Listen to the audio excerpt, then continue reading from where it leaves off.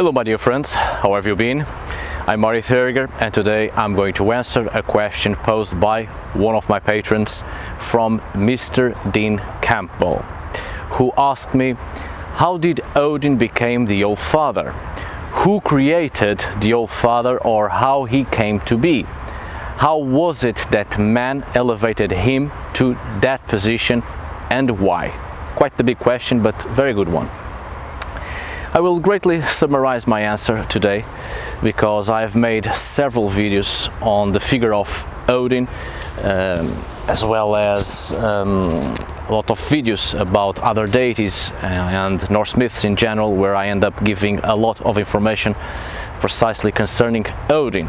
So by now probably you already know a lot about Odin and the process of religious evolution revolving around this figure, from the old wise man figure to the storm god, all the way until he became recognized as the Alfather, king of the gods, king of heavens.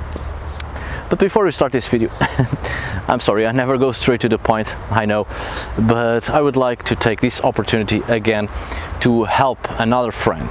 As you can see, I'm wearing this awesome sweatshirt. I bought it from Valhyr, a great guy. I'll put the link to his Instagram in the description of this video, where you can check his works. Really cool stuff, awesome designs related to Norse mythology in great part, and he creates clothing out of some of those designs. And I'll put the website in here as well as in the description of the video. I think this looks good on me, right? No matter what you think, I feel quite comfortable with it and I look quite nefarious. Well, perhaps that's not the best word, but sort of wicked, I think. I don't know, it doesn't matter. Let's get started.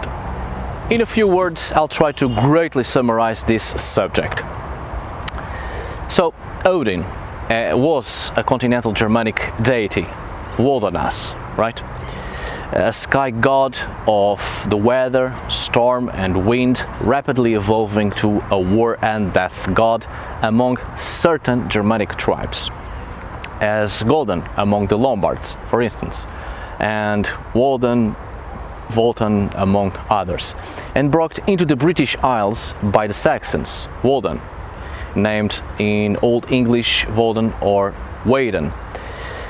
Among the continental Germans, this god shows many similarities with the war sky gods of the Indo-Europeans, often gods of the weather, storm, thunder and wind, manifesting their powers through sky phenomenon and propitiating strength and battle rage and power to the warrior class in Indo-European religious contexts.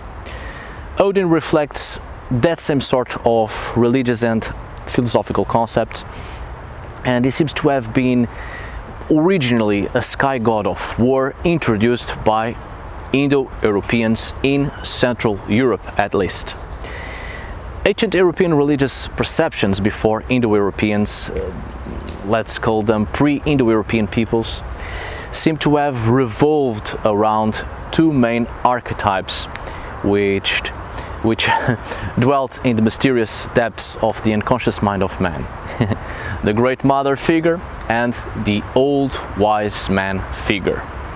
So, when the concept of the Sky Warrior God or War God of the Sky was introduced in the religious panorama of pre-Indo-Europeans, their Old Wise Man figure was absorbed, or in other words, incorporated by or into the cult of the warrior sky god.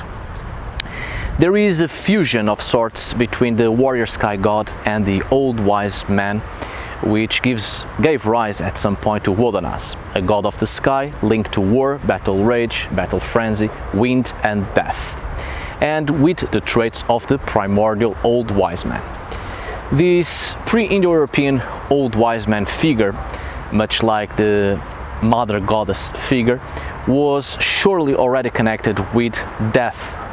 We know that among the peoples of Central Europe, at least before Indo-Europeans, their mother goddess figure, also related to death, was probably Hulda, and it was she who accompanied the dead into the underworld, into the earth, and it would be Hulda that would give rise to the Scandinavian Hell and the German Frau Hol, when the pre-Indo-European earth goddess mother figure was fused with the Indo-European death goddess Kolja.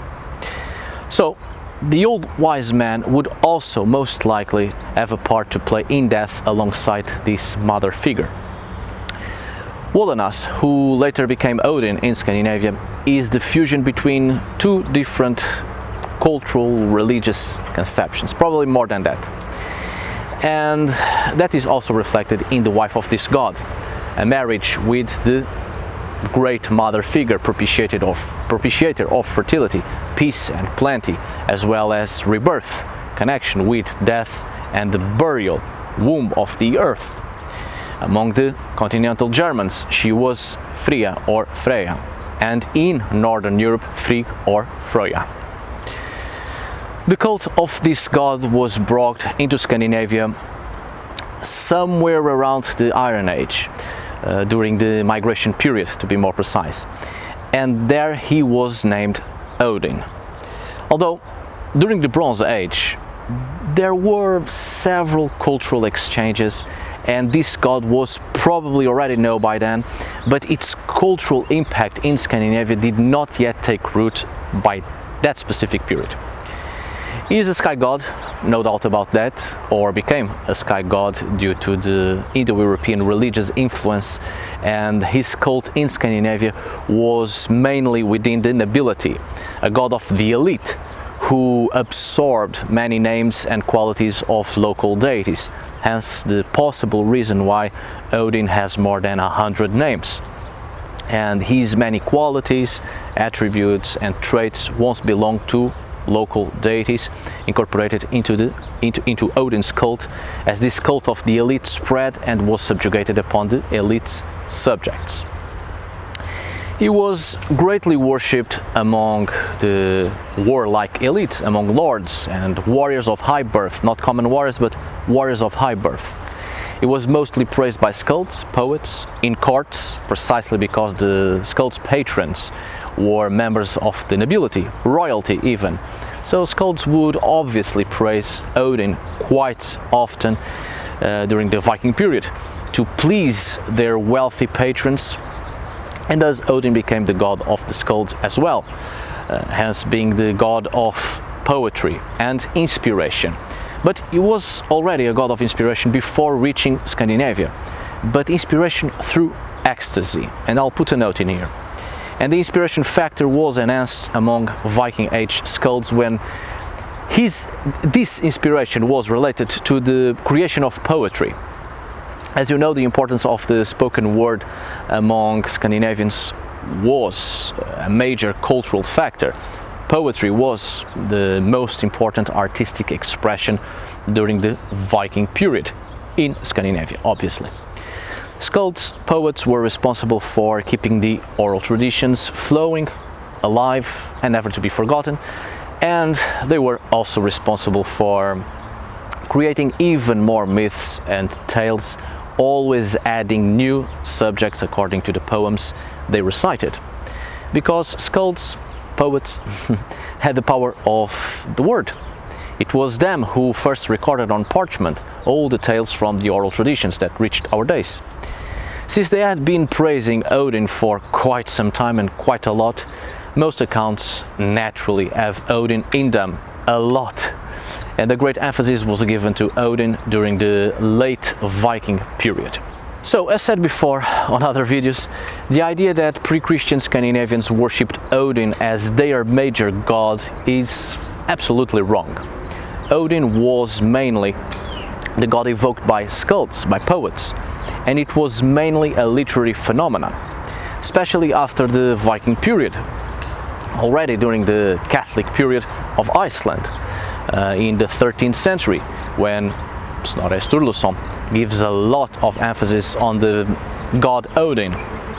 Not only because Snorri equated Odin with the Christian god, because Snorri was writing for Christians and not for pagans, but also because the great majority of the sources he had in hand to help him compose the Prose Edda were sources that indeed talked a lot about Odin, because those accounts had been composed by poets, and poets praised Odin quite a lot.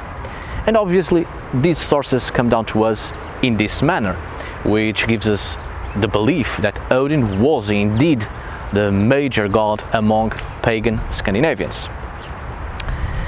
Odin in pre-Christian Scandinavia was by no means the main god except for poets and within nobility. Ordinary people worshipped Thor, Freyr, Freya, Njordr, and possibly even Ullr and Skadi. Now, speaking of Snorri, we must take into consideration that Snorri lived in a time during the Catholic period of Iceland, 200 years after Catholicism had been recognized as the official religion in Iceland. And already during that period, it wasn't safe to openly speak about heathen religious conceptions, pagan religious conceptions. During Catholic religious law, heathen practices were still allowed in Iceland, and there was cultural syncretism, obviously, but they were not allowed. But they were allowed in private and not in public. And Snorri Sturluson added to the Norse myths a lot of Judeo-Christian concepts as well. As I said, Snorri was writing for his Christian compatriots and not for heathens, not for pagans. And he himself wasn't a pagan and wasn't trying to praise the old ways and the old gods. We clearly see in many accounts written by Snorri that he had in hands only a few sources. There was already lack of knowledge on the Norse myths in his own time, so he fills in the gaps, creating bridges, so to speak, to link events by adding information from other religious understandings of his own time, to create a sort of coherent sequence of events in the Norse myths. What I'm saying here is that it's not just about Snorri Sturluson. Before Snorri's time, we already have written accounts of the Norse myths, composed by skalds, poets, clerical workers, priests, and most of these people were already Christians, because the custom of writing was introduced by Christianity, and it was the Christians that had come from a highly educated background in the art of the written word. And they were often in positions of power among the nobility, among royalty. So they had privileges, and the written sources come from Christians who could not obviously remain impartial about the pagan ideas. In the oral tradition of the heathens, of the pagans, what they orally composed, their perceptions clearly had a different message. They were trying to pass on a different message than that of the Christians when they were trying to the message of the Christians they were trying to pass on the written sources. And Snorri, having those sources at hand to serve as inspiration, tried to express a completely different message than that of the heathens, of the pagans. And it was a message he tried to fit into the Christian panorama of his own time, which shows that Snorri's writings reveal his clear inclination to depart from the hidden sources, from the hidden source materials. And he added layers and layers of medieval Christian and also Jewish thinking to the accounts. But of course, Snorri doesn't utterly destroy the pagan mythical accounts of the pre-Christian Old Norse people, but he greatly overshadows many important aspects of the pagan mentality. He was more interested in creating parallels with Christian philosophical and religious ideas, and that was a natural impulse, of course, due to the cultural circumstances of his own time, mainly due to, obviously, religion. It's precisely in the moment of cultural syncretism between Christianity and heathenry, paganism, that we have two scenarios. Christians trying to make an interpretation of the Norse myths in a Christian perspective, with a Christian mentality, and writing it down, and heathens, pagans, trying to make an interpretation of the Christian myths in a pagan perspective, with a pagan mentality, and composing it orally, and later on writing it. So, what later on Snorri Sturluson had in hands, the written sources, were already the product of cultural syncretism. During the 13th century, the Icelander Snorri Sturluson took hold of the written sources, and he compiled the Norse myths as we know them today, adding a lot of Christian and also Jewish philosophical views and moral and immoral behaviors, as well as mixing up Christian and Christianized classical myths. Snorri wasn't writing for pagans. Snorri was a Christian and was writing for Christians. So around 1220, the Christian author Snorri Sturluson wrote his seminal work Edda about Old Norse mythology and poetry for Christian readers.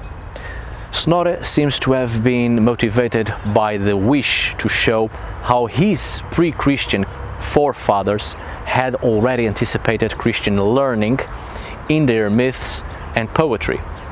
Snorri is hardly reporting on Christian influences in the Old Norse religious sources, but rather consciously seeking common ground between the heathen past and his contemporary Christian times. So Snorri tries to equate a lot of realities from the myths with the Christian philosophical and the religious teachings. So he equated Odin with the Christian god, and thus Odin became the Alfather, king of the gods. In poetry, before Snorri's time, we already see this tendency to transform Odin into the Alfather, of course, the king of the gods. And it's understandable, perfectly understandable, because, as said before, Odin was the god most venerated among the nobility, and by skalds, by poets who performed at courts. And it's the nobility that has the power to spread their own religious reality to their subjects. Odin in the north became the god of the elite and of skalds. And skalds praised Odin a lot, mainly because he was the god of their wealthy patrons. So they needed to praise that which belongs to the reality of their patrons, to continue to have their support. The common folk were praising Thor, Freyr, Freya, not Odin. But the common folk were not educated in the art of the spoken word, let alone writing. So what was in fact extensively writing concerning the Norse myths was in great part the religious reality of the elite, of nobility, of royalty, which is why many gods are missing, completely missing from the written sources. Yet in archaeology we find them, and we find expressions of their cults. But most gods almost disappear from the written sources. So, in conclusion, we start to have the figure of the old wise man of the pre-Indo-European peoples.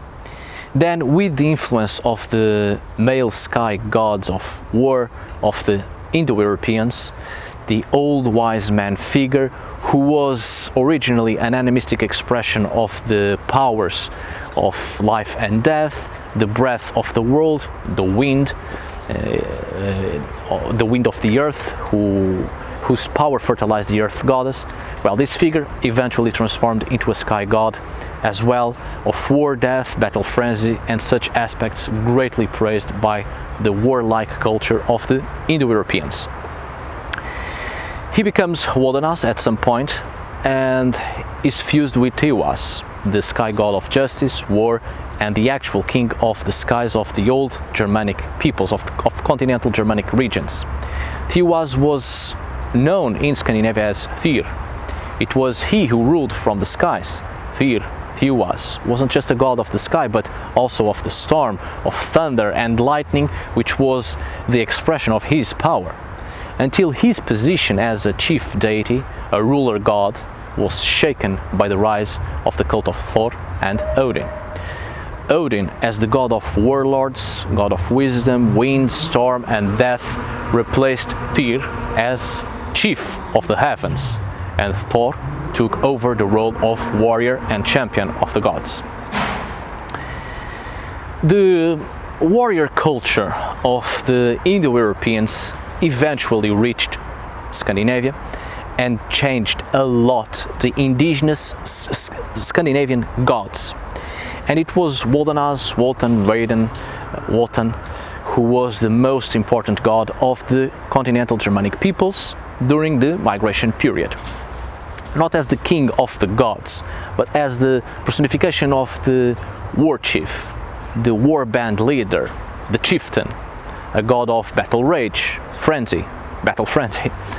battle ecstasy, and thus a god related to the death in the battlefield, greatly praised by the Germanic peoples. The cult of this god was introduced in the Scandinavian nobility.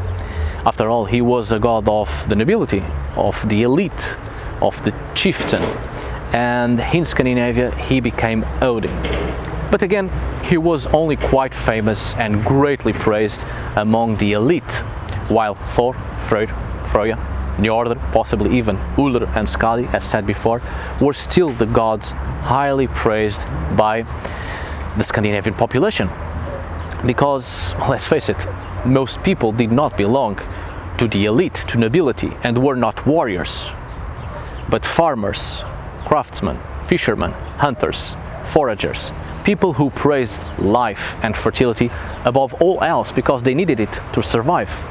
It was the elite that fomented wars, fomented conflicts, because there is much wealth to be gained in conflicts, in battle. Odin was solely a god of the nobility, and by the end of the Viking period, mostly a literary phenomenon, extensively written about by those whose livelihood greatly depended on their wealthy patrons. And such wealthy patrons were the members of the nobility, to whom Odin was their beloved god. Alright, my dear friends, I've tried to summarize this subject as best as possible to try to avoid repeating myself. Information I have already given on other videos, and I hope you paid attention to the videos I have recommended here on this upper corner, the right upper corner. Just click on the information icon and you will see the list of videos related to this one, where you can find more useful information of things expressed in this video. Now, don't forget to pay a visit to my friend Valhyr. It will be worth your time, I promise. He has really beautiful works, which he also has transformed into clothing, such as this one right here, which I think it stays very good on me. Thank you so much for watching. See you on the next video, and as always, tack för idag.